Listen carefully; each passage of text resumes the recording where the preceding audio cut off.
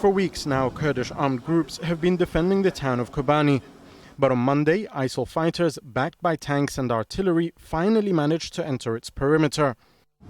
Their men are now battling Kurdish forces in the streets.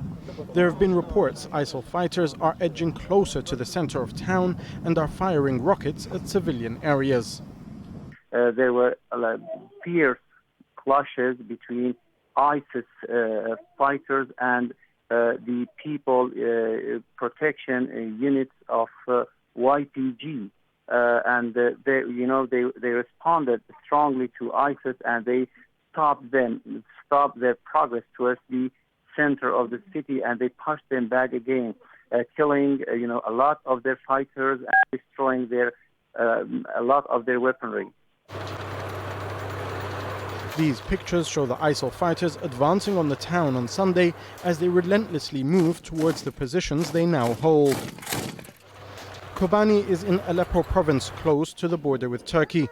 Tens of thousands of Kurds have fled to Turkey because of the fighting in Syria. On the hill opposite the town of Kobane, hundreds gathered to show their support for those fighting ISIL. They're angry that Turkey hasn't intervened militarily against the armed group, despite having authorization from parliament. The Turkish authorities dispersed the protesters using water cannons and tear gas. Meanwhile, the country's defense minister says NATO has drawn up a strategy to defend his country from ISIL. NATO's Article 5 is very clear. In the event there's an attack on one of the allied nations, it considered the attack on everyone, and NATO's Mutual Defense Pact goes into action. If there's an attack on Turkey, NATO will implement the provisions of Article 5 of the Washington Treaty.